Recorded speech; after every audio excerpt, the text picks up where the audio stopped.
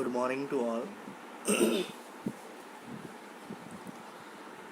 In the chemical engineering thermodynamics, we are discussing a new chapter, that is application of thermodynamics. Okay, some applications of the law of thermodynamics. So this unit will be in your syllabus is unit number 6 and 7. In the previous lecture, we discussed about the flow processes. Okay,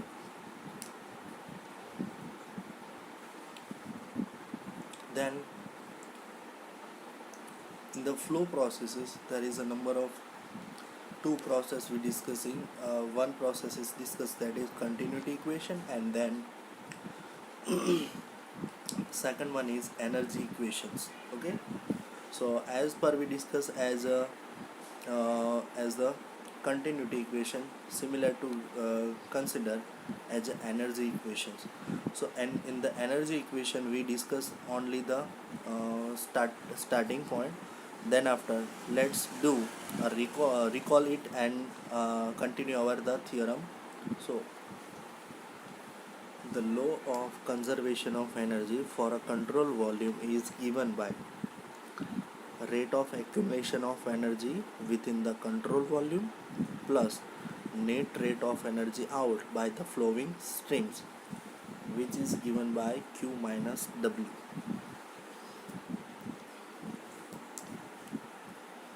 So the law of conservation of energy for a control volume is given by rate of accumulations of energy within the control volume plus net rate of energy unit out by the flowing stream, which is Q minus W, where Q and W dot are the rate at which heat is supplied to the fluid and the rate at which shaft work is done by the fluid respectively. એટલે કે shaft work છે બંને માટે, બરાબર. Rate of accumulation of energy, it is given by du by t divided by dt, where ut is the total internal energy. ut નો મતલબ થાય છે total internal energy within the control volume. Within the control volume, the total energy of the fluid stream is the sum of its kinetic energy and potential energy. Kinetic energy, that means the energy is for a fluid which is in motion. So the energy is created is called kinetic energy, and potential energy, the fluid it having own energy, it's potential energy. And internal energy, so it is IE. Okay, internal energy U is equal to Q minus W. Okay,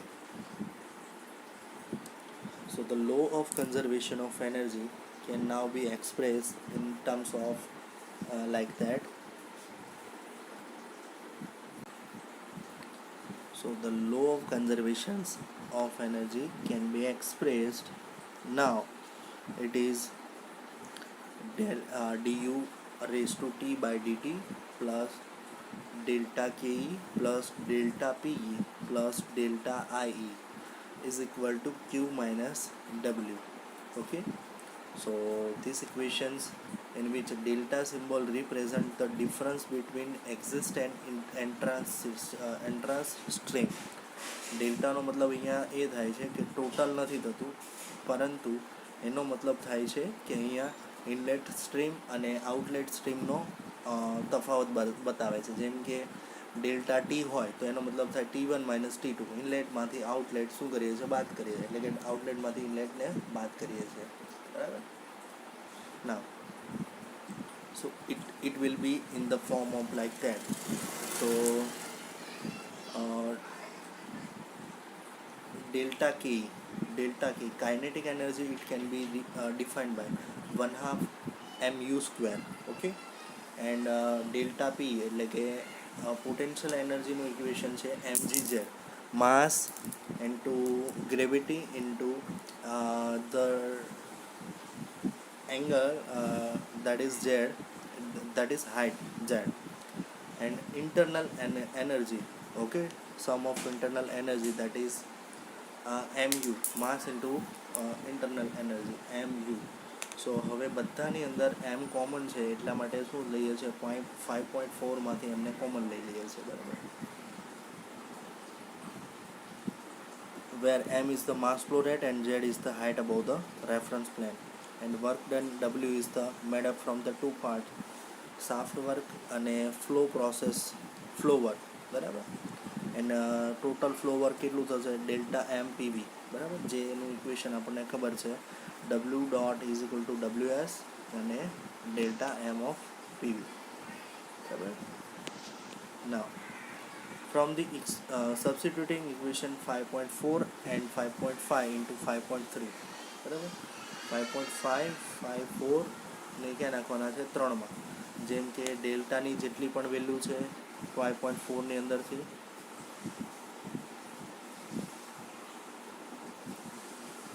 આ જે ડેલ્ટાની value છે અને આ ડબલ્યુની જે value છે, બરાબર, એ બધી જ વેલ્યુને ક્યાં મૂકવાની છે, આપણે અપ્લાય કરવાની છે ઇન ધ ધીસ યુનિટ, આ જ ઇક્વેશનની અંદર. તો આપણે અહીંયા અપ્લાય કરીશું તો શું થશે, પહેલાં તો ડેલ્ટા, આ બધા જ જે ડેલ્ટાની વેલ્યુ છે એની જગ્યા પર શું થશે, ડેલ્ટા આની જગ્યા પર સીધું આ લખાઈ જશે, બરાબર. અને બીજું ક્યુની વેલ્યુ આપણને ખબર, ડબલ્યુની વેલ્યુ ખબર છે, બરાબર, W is to W S plus M of delta PV. તો નેક્સ્ટ ઇક્વેશન કંઈ આ રીતે થશે, બરાબર, એઝ ઇટ ઇઝ. તો del U by T upon DT as it is, બાકીનું ઇક્વેશન મૂકીએ અને ક્યુ માઇનસ ડબલ્યુ. ઓકે, નાવ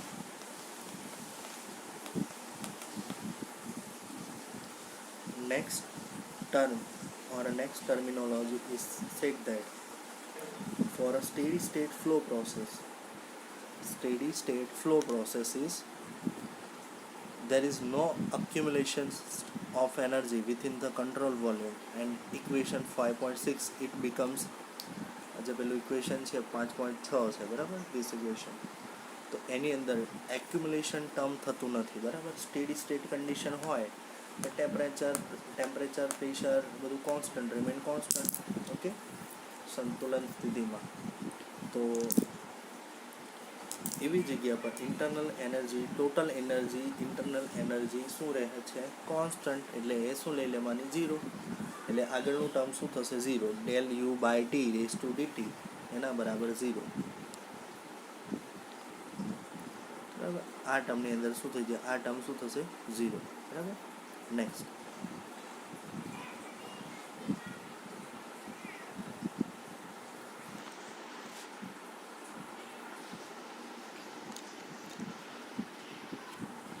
સો આ ટર્મ શું થઈ જશે, 0. તો રિમેનિંગ ટર્મ કઈ વધશે, આ, બરાબર, delta M into U square by 2 plus CZ into H, અને as it is term here. Okay, now for a flow systems where the kinetic and potential energy change are negligible.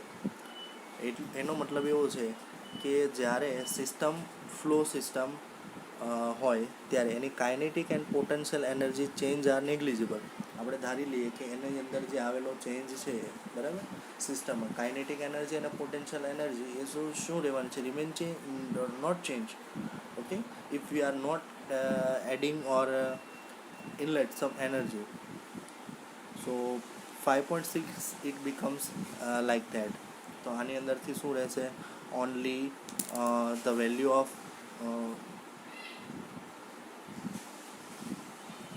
This terms, that means આની અંદરથી જુઓ, પહેલાં તો એમ તો as it is રહેશે, બરાબર, you square by 2 અને જી ઝેડ, બરાબર. આટલી વેલ્યુ શું થઈ જશે, 0, કારણ કે કાઇનેટિક એનર્જી અને પોટેન્શિયલ એનર્જીનો ટર્મ્સ શું થઈ જાય, negligible.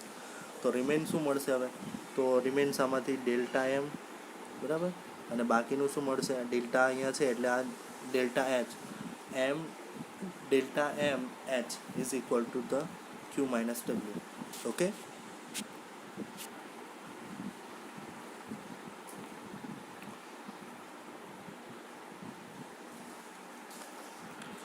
so the next equation is in the form of this. Now, after 5.8, if the fluid enter and leaves the control volume in a single stream, કોઈ પણ સિંગલ સ્ટ્રીમની અંદર શું થાય છે, એન્ટર થાય છે. So the mass flow rate of a flow remains same at the entrance and exist. જો હવે સેકન્ડ કન્ડિશનની અંદર એવું બતાવવામાં આવે છે કે જ્યારે પણ જે માસ ફ્લો રેટ છે, બરાબર, માસ ફ્લો રેટ જે છે એ શું રહે છે, કોન્સ્ટન્ટ. ધારી લો કે ઇનલેટ જેટલું થાય છે એટલું જ આઉટલેટ મળે છે, એટલો જ માસ ફ્લો રેટ મળે, તો એમ નીકળી જશે ને બાકીની ટર્મ મળશે. તો એની જગ્યા પર હવે 5.7માં ડેલ્ટા એમ નીકળી જશે, એટલે કે એમ નીકળી જશે. તો બાકીનું ઇક્વેશન આ રીતે રહેશે, બરાબર, equal to Q minus W S. So this equation is known as the total energy balance equation. Okay, and આ equation ને કહેવામાં આવે છે total energy balance equation for the case where changes in the kinetic and potential energies are negligible. બરાબર, આ ઇક્વેશનને શું કહેવામાં આવે છે? પહેલાં તો 5.9ને એનર્જી બેલેન્સ ઇક્વેશન્સ, અને હવે કોઈ પર્ટિક્યુલર કેસની અંદર આપણે જોઈએ કે જ્યારે ચેન્જ થાય છે કાઇનેટિક એનર્જી અને પોટેન્શિયલ એનર્જીની અંદર જે ચેન્જ થાય છે એ નેગ્લિજિબલ છે, બરાબર, તો એ પણ શું થઈ જશે, 0. એટલે અહીંયા શું આવશે, ડેલ્ટા એચ જ વધશે. ડેલ્ટા એચ બરાબર ક્યુ માઇનસ ડબલ્યુ એસ, બરાબર. સો from the equation 5.9 and 5.10, q is equal to what exactly? q is equal to q by m and ws is equal to ws by m. Okay, બંનેને m એટલે કે માસ flow rate વડે divide કરી દીધું છે, બરાબર, 5.10 અને 5.9 પરથી. એટલે q બરાબર શું થશે, q ડોટ અને m ડોટ, એન્ડ ws બરાબર ws ડોટ અને m dash m dot.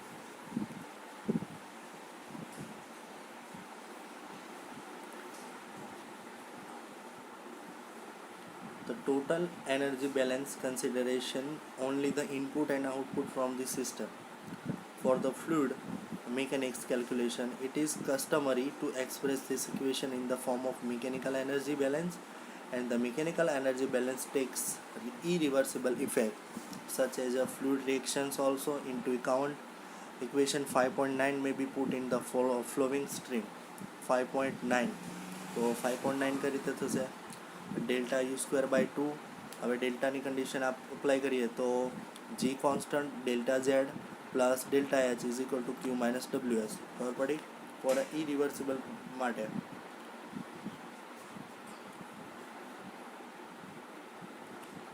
from the definition of enthalpy,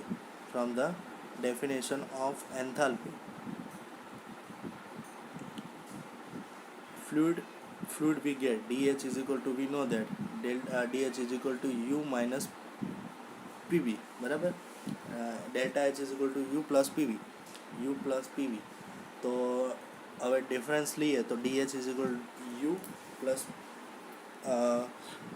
plus PV. તો એકવાર પ્રેશર કોન્સ્ટન્ટ, એકવાર વોલ્યુમ કોન્સ્ટન્ટ, તો PdV પ્લસ VdP થશે. So now using first law of thermodynamics, du is equal to dq minus dw, બરાબર, એટલે કે u is equal to q minus w છે. Difference શું થશે, same as it is. Now for irreversible process, dw એટલે શું થશે, pdv, બરાબર, dw. તો હવે શું કરવાનું છે, સબસ્ટિટ્યુટિંગ ઇક્વેશન 5.13, બરાબર, ઇન્ટુ ધ 5.12. તો 5.13ને 5.12ની અંદર મૂકી દો, તો 5.12 શું થશે, DH ઇઝ ઇક્વલ ટુ DUની જગ્યા પર શું આવશે, DQ minus DW plus VdP, બરાબર. DW એટલે કે PdV થશે, બરાબર, PdV કેન્સલ, એન્ડ રિમેનિંગ શું થશે, VdP only. Now integrating this equation 5.14, બરાબર, એને ઇન્ટિગ્રેશન કરીએ તો શું થશે, ડેલ્ટા થઈ જશે, આગળ ક્યુ કોન્સ્ટન્ટ થશે, એન્ડ VdP એટલે કે ઇન્ટિગ્રેશન ફ્રોમ P1 થી P2 ઇન્ટુ DP, બરાબર. Now using this equation 5.11 can be modified the following form. 5.11 એને થશે આ ફોર્મમાં WS એટલે કે WS જે છે એને આ સાઈડ લઈ લઈએ તો શું થશે -WS is equal two u² plus g delta z plus integration from P1 to P2 into VdP. બરાબર, કંઈ જ કર્યું નથી. 5.11 ને છે એ શું લઈ લીધું છે, આગળ લઈ લીધું છે.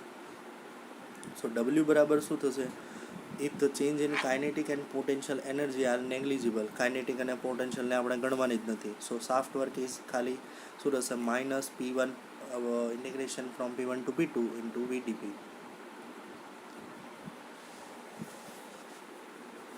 And the above equation developed assuming reversible process, so which including 5.16, that's one u²/2 plus gz ws ને ઇનલેટ કરાવી દો અને એને લેફ્ટ હેન્ડ સાઈડ લઈ લઈએ તો શું થશે, આખા ઇક્વેશન બરાબર 0 અને પ્લસ ઇક્વેશન ઇક્વલ ટુ 0.